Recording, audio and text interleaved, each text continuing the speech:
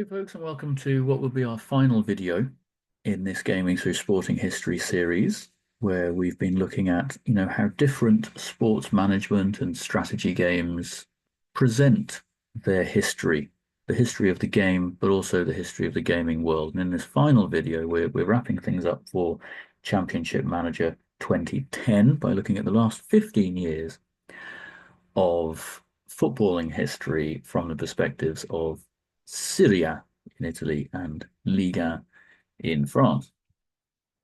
So starting off in Serie A, um, certainly Juventus have maintained a degree of dominance during this period. They picked up 9 titles, Inter Milan 4, AC Milan and Napoli with 1 each. So certainly a concentration of power in Juventus. And has that been played out in the game?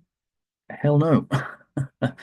um, this is so 45 possible titles up for grabs and totally even there. Juventus, Inter Milan, and AC Milan all picking up only, I say only, 8. So we've certainly seen that in most leagues, one team has had a degree of dominance. I mean, certainly in Spain, Barcelona were well out in front.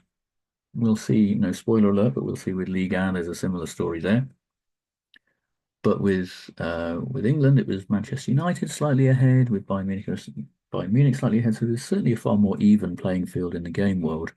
But we haven't seen this where no team has established any dominance whatsoever. So a far more competitive league in the game than in the real world, let's say. And yeah, as you can see in the bottom right there's a number of teams coming through to claim multiple titles that you perhaps wouldn't have expected. Napoli and Udinese pick up 3, so they're averaging one a playthrough, which certainly for Udinese would be dreamland.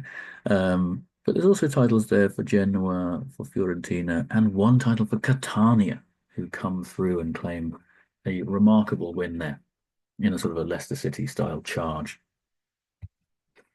So yeah, certainly a far more level playing field in Italy than we've seen with other leagues. And why is that? Well, I think, I mean, again, under the surface, the Serie A is very competitive, and obviously there's a lot of controversy that has surrounded Juventus's time at the top.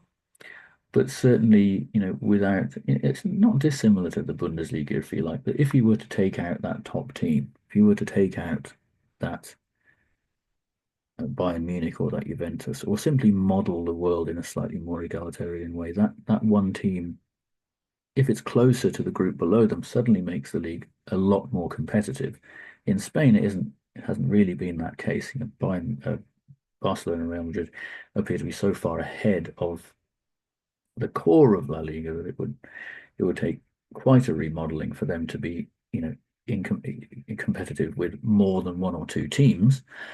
Whereas for Serie A, you might say, in the same way with the Bundesliga and perhaps with the English Premier League as well, that if that top team was not modelled quite as dominant as they have been in the real world, then you really are talking about a league that would be a lot more competitive with multiple teams vying for the title every year. So not far from reality, let's say. But certainly, it's a case that Juventus is probably in the same way that Bayern Munich have just not been given the advantages in the gaming world that they've enjoyed in the real. So let's just have a look at this in a touch more detail. So in the top we've got IRL. So yeah, there's Juventus with their 9 titles. I mean, of course, what is notable is that there isn't a great deal of European titles on display. We've got a Champions League for Inter Milan that was right at the the beginning of this period we're talking about in 2010, and then a Europa League for Atalanta. But apart from those domestic titles, nothing to show continentally for Juventus or AC Milan or Napoli.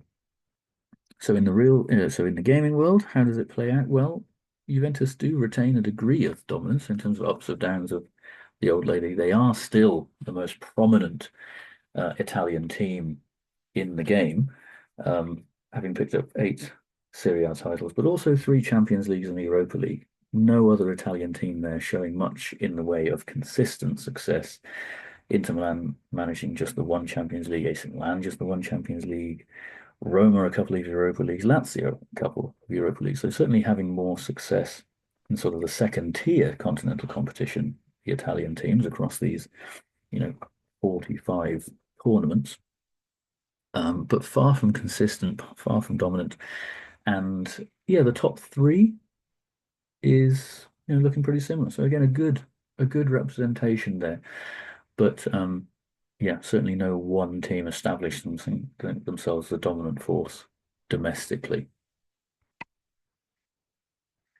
So, going on from that, falling short in Europe, despite the strength of Serie A, Italian clubs have underperformed in Europe. Only Inter Milan Champions League winners in 2011, as we just mentioned, and Atalanta Europa League winners in 2024 have claimed continental honours. So, yeah, has this been represented in the gaming world? Kinda, kinda. I mean, in terms of the Champions League winners, we've got uh, well, only one, which corresponds to 7%. Um, runners up, so four finals, IRL, four finals involving Italian teams. So I think one thing to underline here is that it's not necessarily that Italian teams have had less success in Europe, but they certainly have had less success in getting over the finishing line. I mean, that's four finals that, obviously if they had claimed those four finals would put them far higher up the list in terms of, winning nations in European competitions. So the narrative here is a little bit more about reaching finals and not getting over the finishing line, perhaps more than simply not being, quite good enough.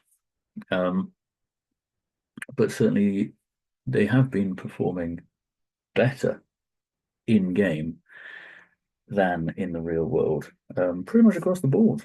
So, in the Champions League, in terms of winning percentage, we're almost twice, 13% of Champions League winners coming from Italy as compared to 7. And in terms of runners-ups, 27% as opposed to 20. So a significant number of finals have actually involved Italian teams, you know, and similar for the Europa League, 16% of winners, which is when we're talking about sort of the top 5 leagues. I suppose if you're achieving 20% in any one of those areas, then you're doing pretty well. You're achieving your target, if you like, of being, at least one of those fifth leagues. So they're certainly falling short, but not to the extent that they are in the real world. And certainly in terms of like finals reached, we're getting fairly consistent in the Champions League, at least, winners or runners up coming from Italy. So there's certainly high quality participation, but in terms of champions, they are down. So certainly there's, a degree to which this has played out in game, a degree to which Italian teams have underperformed in terms of claiming European titles, but they haven't been performing as badly, if you like, as in the real world in terms of actually reaching finals and participating in the latter stages of these international tournaments. So I think we're looking at, and I think we're kind of looking at a gaming world where Italian football probably isn't quite as introspective as it is right now about the quality of its elite teams and its ability to compete in European competition.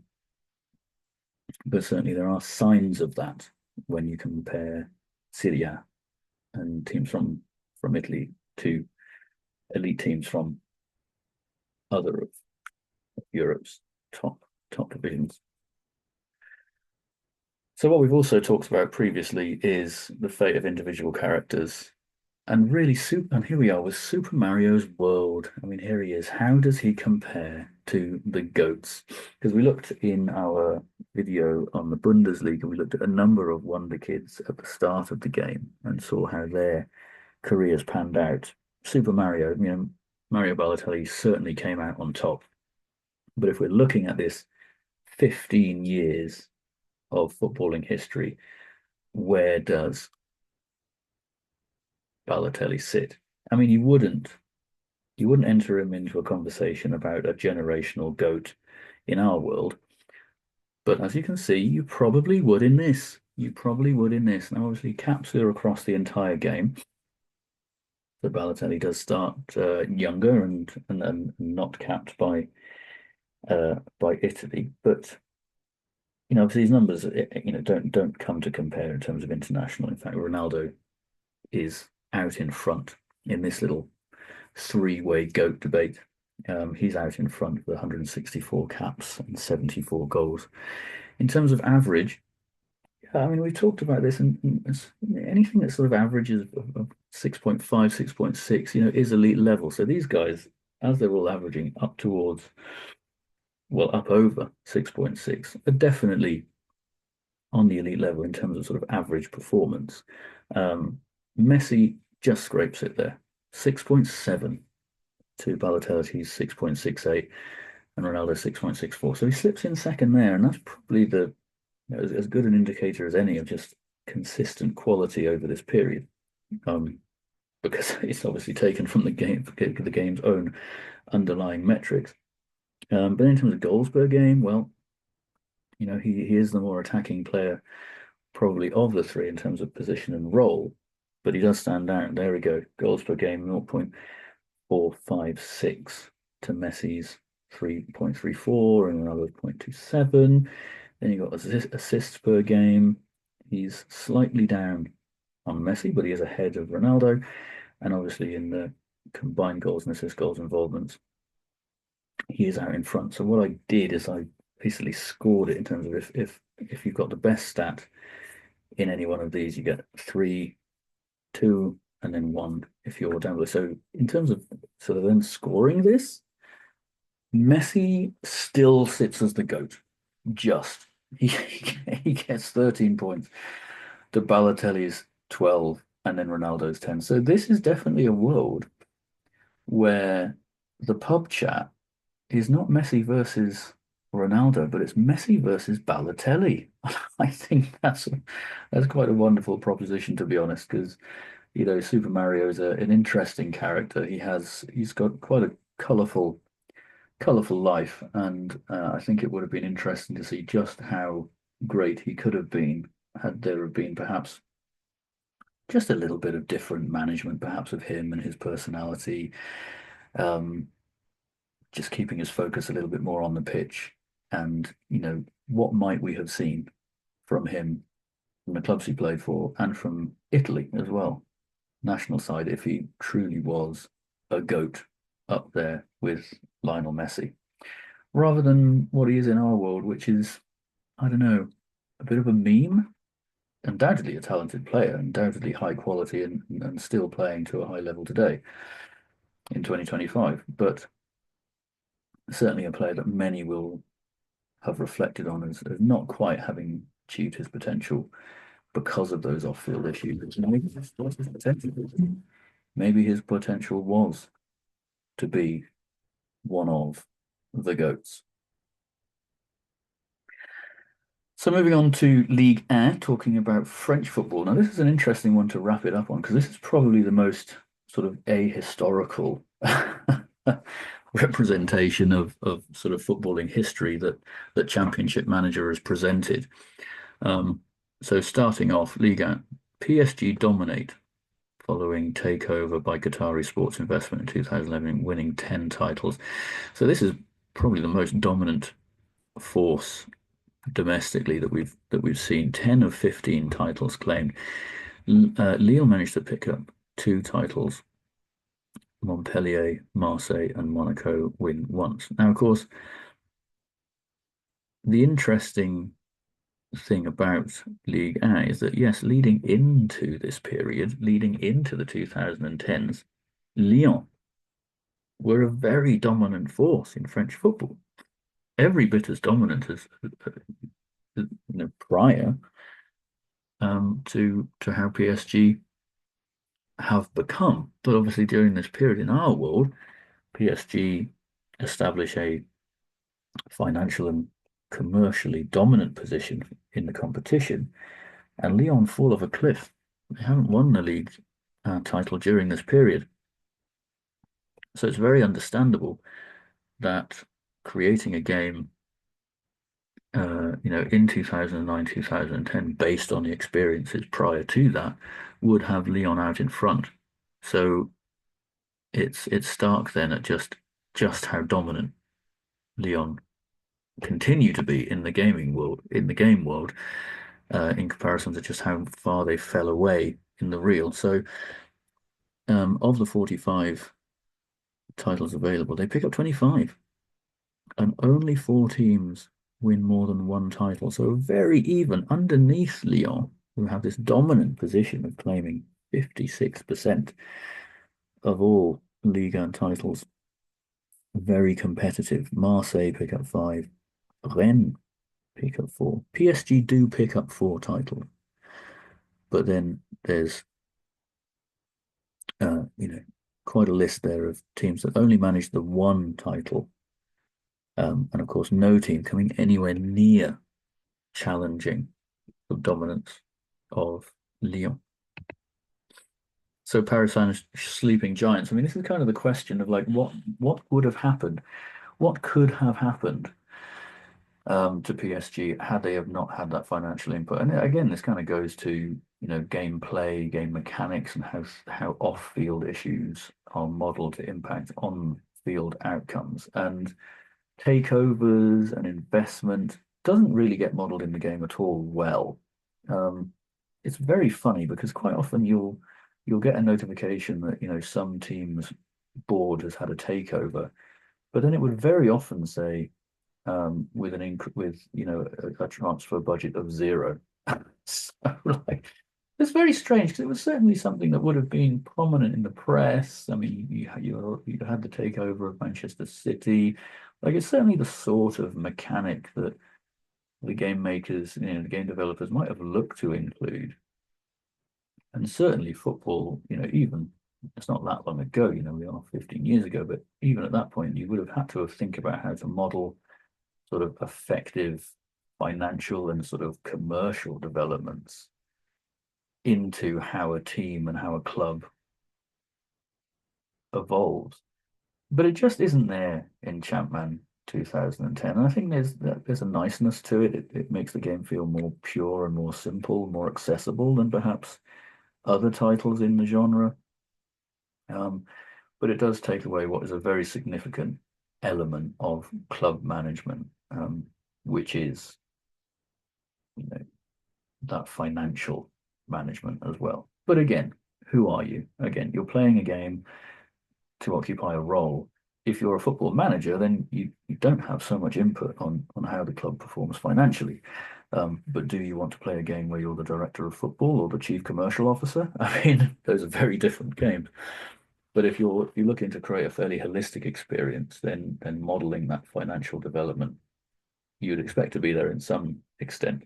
Now, of course, what you're not going to model directly is PSG's takeover, but you certainly might have, mechanisms whereby teams can outperform others by having a more effective financial management strategy, and that's not really in game. So what might have happened to Paris Saint-Germain were it not for the takeover? Well, not a lot is the answer. So were they Paris's sleeping giants? Not according to Champman 2010. According to Champman 2010, the trajectory for PSG would be very much aligned to what its longer history had been, which kind of goes to the point about how starting teams are modeled in a fairly accurate way, but their trajectories, sometimes waver very little. So yeah, so prior to the takeover in 2009, PSG had only won two Ligue 1 titles and no major European. From 2010, PSG have dominated domestic football in France and have still failed to win any major European titles. In our playthroughs, PSG win four titles and do not reach a final of the Champions League or the Europa League. So basically, they continue that trajectory. They're averaging a Ligue 1 title but that's about it. And they certainly don't establish themselves as a domestic force or a continental force. Now they're having a great run at the Champions League this year, so they're going to have another tilt perhaps at claiming a major European title. But yeah, certainly one of the criticisms of the takeover has been that lack of, truly high-level Champions League success, despite Ligue 1 dominance, which kind of brings us to the next point, down on the farm, because Ligue 1 is referred to as a farmers' league. And, kind of like what is a farmers' league? Well, low in overall quality of competitiveness. Now, I mean, this is interesting. How do we judge that? Well, I think we do kind of judge that based on the second point, which is failure in continental competition. Now, if you have a team that is dominant domestically, but then fails to perform in continental competition, then it kind of tells you that the top bar for that league is significantly lower than the top bar in other leagues because you're not proving yourself. Winning consistently domestically, but then failing continentally consistently points to the overall quality of your league being significantly under your peers. So, even the dominance of PSG kind of hasn't rehabilitated their reputation or Ligue 1's reputation because they haven't succeeded at the continental level. So I think number one, low in overall quality competitors, yes, the game does seem to model that, but not because of PSG's dominance, but because of Lyon's dominance. They've continued to be dominant throughout the period, and no other team has really managed to consistently challenge their position at the top of the league, which points to sort of systemic failures of, again, the sort of off-field stuff that, again, might not be well modeled in game relating to commercial and financial development. But that lack of competitiveness, yeah, in game, it kind of stems from Lyon's continued dominance rather than PSG's, but that's somewhat is modeled. Failure in continental competition. Now, this is where it's very different because that's a no. The French teams in the game are actually very competitive, and you can see that on the right-hand side. So France, they don't massively buck the trend as we've seen in multiple in our other videos. England and Spain are still prominent winners of the Champions League and Europa League, very similar to how we've seen it in the real world. But then France come in a very solid fourth, and they're ahead of they're just behind Italy in terms of total champions, and they're ahead of their peers in terms of the Dutch and in terms of the German league, and they're averaging 2 Champions League winners and 2 Europa League winners per playthrough. So that's pretty solid, and a stark contrast to how Ligue 1's reputation has developed over this period for a total failure to challenge in European competition of any levels. And I suppose the last thing is best players leave in search of better playing conditions, contract terms, and prestige. So again, I think these 3 things run together: a lack of competitiveness, a lack of ability to compete at the sort of elite international level, leading to those better players moving on to pastures green. And we've seen that even at the very, very, very, very top with Mbappe, choosing to go to Real Madrid and not stay at PSG, for example. But I think we've seen with the likes of Balotelli in game going to and staying at Lyon in some of those playthroughs, that's simply not the case. In this game world, Lyon is a really high quality side. They pull in great talent from all over Europe. They are totally dominant domestically, but they're also very successful in continental competition. So in this world, I don't think we would be calling Ligue 1 Farmers League at all, but I think we might be calling the Bundesliga the Farmers League. I think that seems to be how this world would play out. in terms of, low in overall quality competitiveness, bit of a question mark there. Bayern Munich, do win a higher proportion of the league titles, but it's slightly even, so that's a sort of but a failure in continental competition, most certainly. They're averaging less than a Champions League or less than a Europa League winner per playthrough. And the best players leave in search of further play conditions, contract terms. Well, it's hard to really assess that, but what we certainly would say is that any team that has had success um, domestically certainly doesn't go on to have success in continental competition. And so again, over the overall impression of the league is that it is not to the standard of their peers. So in this world, I would say that Ligue 1 is certainly not a farmers' league, and it's actually the Bundesliga. That would be our in-game championship match in 2010 official Farmers League tag.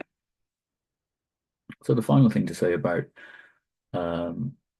Ligue 1 is kind of in contrast to Farmers League tag. France does continue to produce high quality talent. We're talking about a global, a golden generation here. So despite the Farmers League tag, the French national team has unique quality with generational talent. Over the period, France reaches 2 World Cup finals, winning against Croatia in 2018 and losing to Argentina in 2022, and 1 Euros final, losing to Portugal in 2016. Now, obviously, 3 finals reached, only the 1 win, some disappointment there, but a World Cup to their name. And yes, we're talking about Griezmann, we're talking about Mbappe, we're talking about Pogba, phenomenal talents that have been through the French side during this period and have led to that success.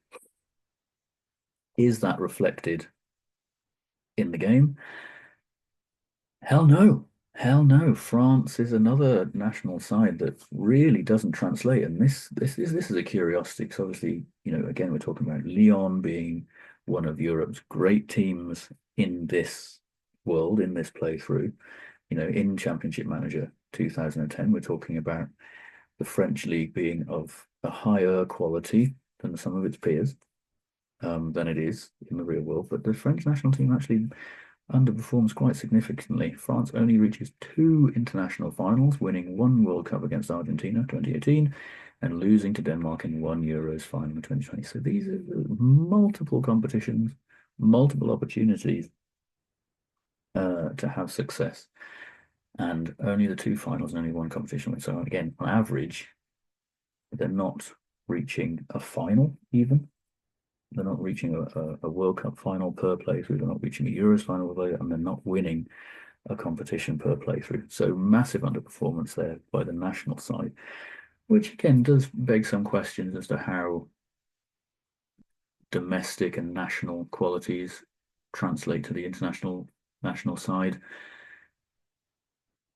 Is it a bit of a crapshoot?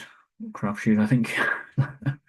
Again, how the computer models player development and squad development, relating it to the international team from, domestic performance, etc. I mean, there's a lot of mechanics that must go into that perhaps don't quite square. But certainly this is one where, despite a far better performing domestic competition, the international performance is actually significantly down. So this is a bit of a failure, I'd say, for the simulation, perhaps because of the disjuncture between club and international team mechanics. So there we go, folks. That's our wrap up for Championship Manager 2010. And I think overall, we're giving it a B. We're giving it a B straight down the middle. Why are we giving it a B? Well, in terms of its overall simulation, it does very well for authenticity. Does very well for authenticity. You've got good teams performing well, you've got players performing well, the integrity of the game world. I think this is where it perhaps slows down a bit. Again, we've looked at how off-field issues and certainly the financial and the sort of commercial development of clubs is not particularly well implemented. and the realistic flow of resources. Again, there's just some very stark differences between how, certain domestic competitions have played out, and there's a degree of sort of RNG there in terms of, how the computer simulates club development. I think certainly when you're playing the game, there are certain things that really stand out that sort of undermine simulation to a certain extent. As I've hinted throughout the game, throughout the series, in terms of how the computer develops teams, there is a tendency to sell top talent and to not build a squad. There's also, in terms of selection, the computer, if a player is slightly fatigued, the computer will simply sort of remove that player from the team to rest them primarily, which makes some sense. But often they might not be that fatigued. And it does mean that elite teams that are playing more games often end up playing less quality players more consistently because they're resting their bigger players more consistently. Which in turn I think means that teams do become victims of their own success. So obviously the more competitions you're in, the more games you're playing, the more your better players are being rested, which means the more your squad players are being included. And if you combine that with the inability of the computer to develop quality squads with their constant rotation of players, teams will often sort of like rise to the top, but then sort of dip down and then rise and dip down and dip. Which I think lends itself to the more even playing field. Teams rise and fall far quicker, if you like, becoming victims of their own success, and then they come back in having perhaps dipped below as other teams that have risen kind of go through that same up and down process. I mean, the only standout is kind of Lyon in France and Barcelona in Spain that sort of like maintain a level of dominance throughout the game and throughout competitions. Two very contrasting teams in the real world, and I suppose that's partly due to perhaps just an inability of peers to genuinely challenge. In France, those teams don't necessarily come up to reach Lyon, and in Spain, I suppose to a certain extent, the base quality is that little bit higher, that the teams below them kind of cannibalize that success a little bit, with Real Madrid, Sevilla, and Atletico Madrid in particular, kind of challenging each other for that sort of like second and third spots. So there's a lot of mechanical things and kind of gameplay decisions that kind of influence how the simulation plays out and kind of undermines the overall feasibility of how the game represents its history. But overall, it's an incredibly fun game and an incredibly interesting experience to have to use this process as a way of looking at what might have been. And I think we certainly get into that when you look at individuals. I mean, fantastic, really fascinating to see how the different careers, of players as diverse as sort of Freddie Adu and Jack Wilshere and Mario Balotelli play out in a facsimile of our own world. But yeah, there we go, folks. Well, it's been fun running through this. We've explored the world according to Champman for the last 15 years, on top of the other sports as well. I think certainly one overriding theme is that these games do a good job of establishing player and team quality at the outset. But what they certainly struggle with is the off-field influences that impact on-field experience. I think we can kind of discount rugby union team manager because it is, a far more sort of scratchy and janky experience, let's say. But certainly what you would say from games that are this little bit older, as they sort of evolve to better mimic a simulation of elite sport, what you're looking for is more integration of those off-field issues into how the on-game or the on-pitch outcomes might be. Anyway, guys, thanks for tuning in. Hope you've enjoyed the series, and yeah, all the best.